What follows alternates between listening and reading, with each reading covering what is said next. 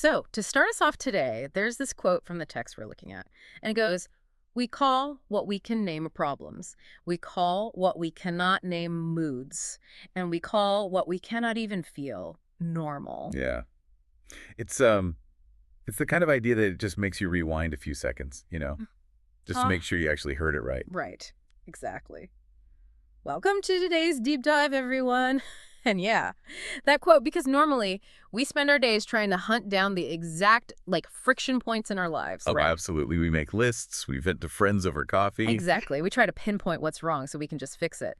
But this concept, this text titled Unspeakable Things, the Tides That Keep Us Enforced, it suggests that the heaviest things we carry aren't the things we can point to at all. They're the things that have just entirely faded into the background. Which is such a wild thought because, when something is a defined problem, you can tackle it, you can strategize. Yeah. But when an expectation or like a suppressed emotion has sunk so deep into your existence that it just feels like your baseline normal, you don't even realize the weight of it anymore. Yeah. So today's mission really is to have a gentle and hopefully deeply empathetic conversation about this. We're talking about our inner weather. I love that phrase, inner weather. Yeah, it's not about like external laws or physical prisons. It's about the unspoken social and emotional rules that actually govern how you move through the world. We're going to examine that normal Yeah. and figure out what it actually costs you to maintain it. And I think when most of us hear a phrase like the unspeakable, our minds immediately jump to this sensational, Oh, for sure. Taboos. dramatic taboos, deep, dark secrets, or terrible scandals. But really, it's so much more mundane than that. It's not about a lack of vocabulary. It's about the weight of the words themselves. Yes, because language is never neutral. Every family, every workplace, every culture kind of decides, mostly in total silence, by the way, which experiences actually deserve words and which ones must be, swallowed or just gestured at or translated into something more acceptable.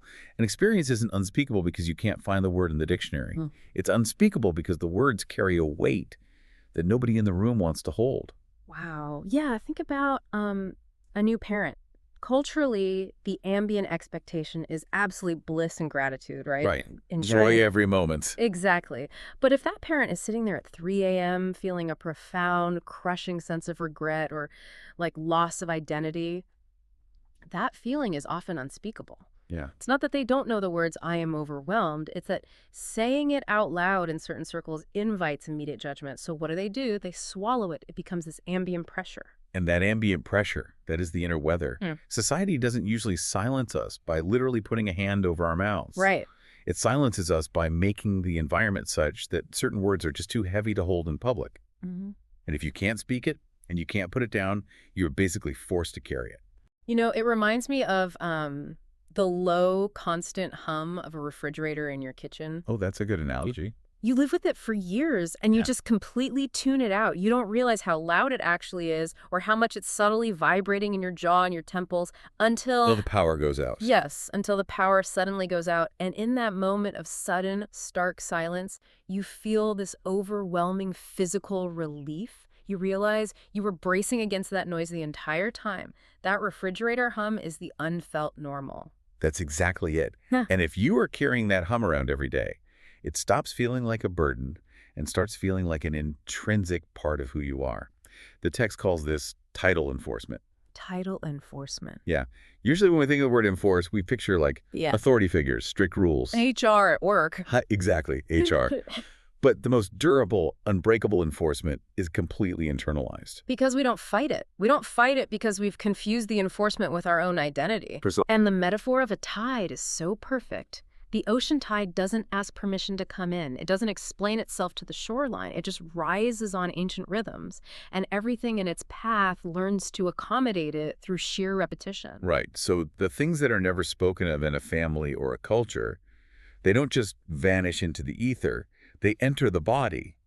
But they don't enter as intellectual concepts you can debate. They enter as posture. They enter as reflex. They become the literal physical angle at which a person holds their tension or their grief. Okay, wait. Hold on. I need to play devil's advocate for a second here. Sure, go for it. So if I naturally carry tension in my shoulders, or if, say, my uncle is just a gruff, quiet guy who doesn't like to hug, isn't that just his personality? Right. Are we really saying that every tight muscle or introverted trait is the result of some suppressed societal tide? I mean, sometimes people are just wired a certain way. Well, no, you're right. Not every tight shoulder is a suppressed trauma, of course. Yes. Biology and innate temperament are absolutely real. Hmm. But consider the uncle in your example.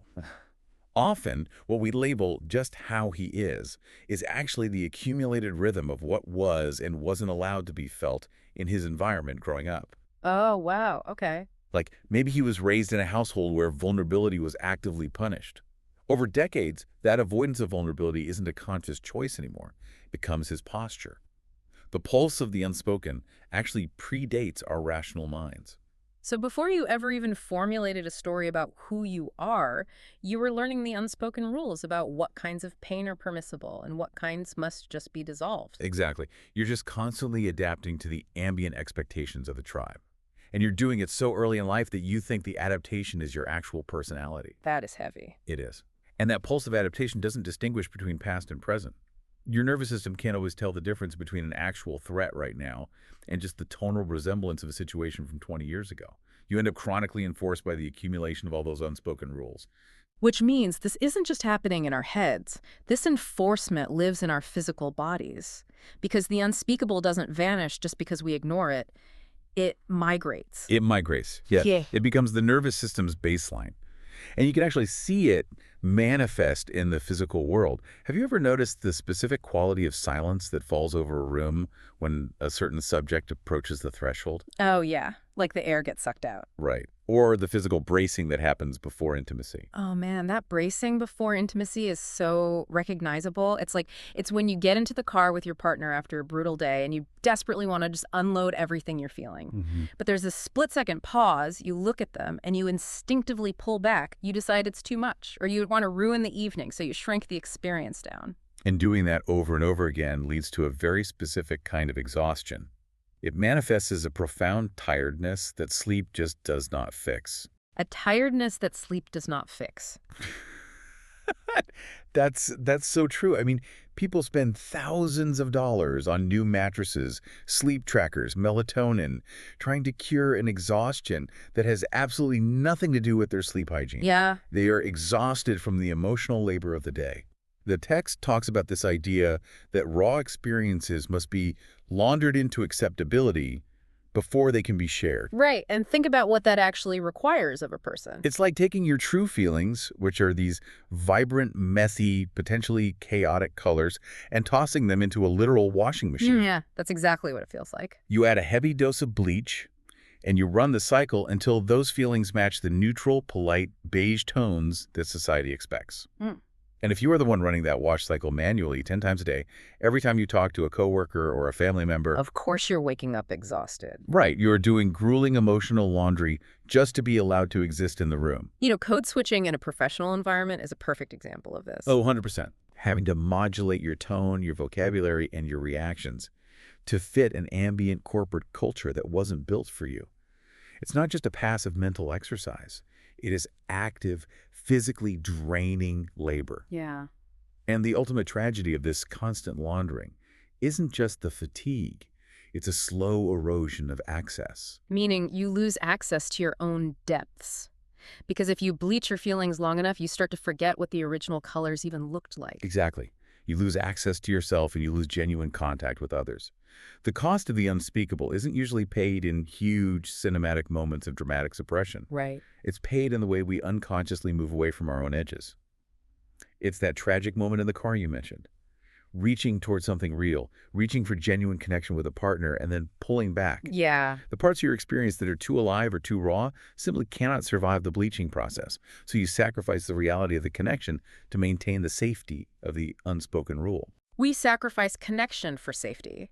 So, I mean, how do we stop this erosion? If we're caught in this tide and our jaws are hurting from the refrigerator hum and we're bone tired from the emotional laundry, how do we actually get out? Well, the text says you transition into what we can call tide breaking. Tide breaking. A radical act of naming. Yeah. And it's really important to differentiate this from just venting. The unspeakable isn't just about catharsis. Having a good cry or complaining to a friend provides a temporary release, sure, but tide breaking is a structural reorganization of what is possible within you. So you are changing the architecture of your inner weather. Yes.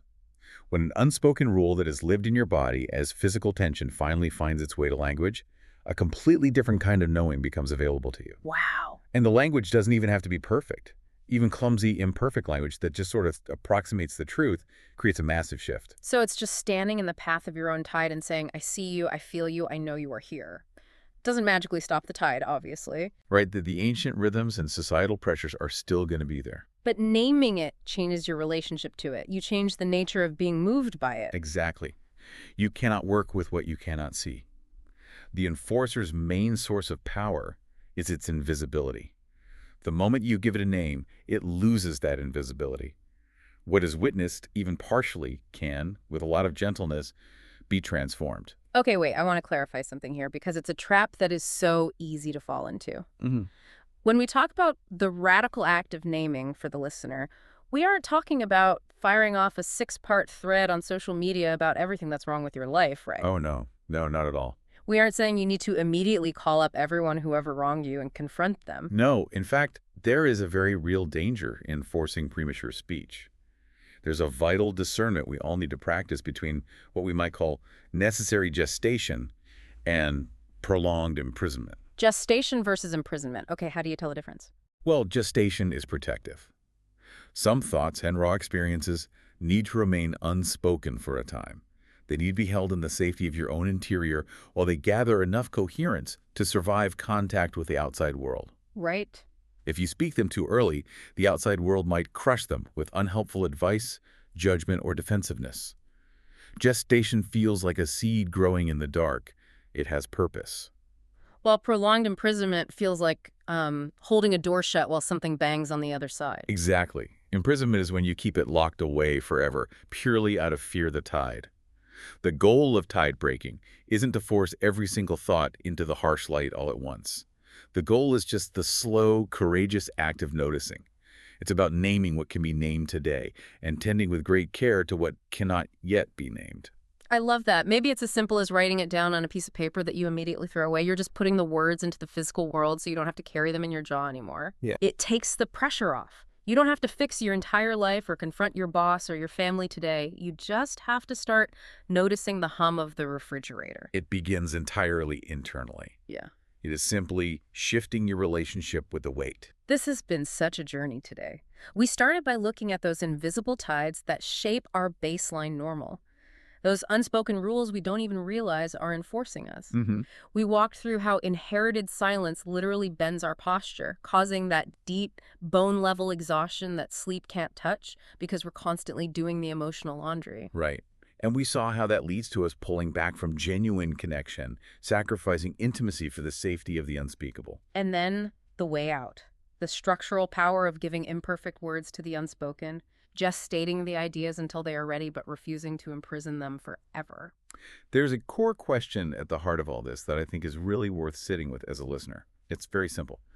What am I not saying, even to myself? Not because saying it out loud will magically fix the external world, but because the parts of us that remain unspeakable tend to run the show from behind the curtain.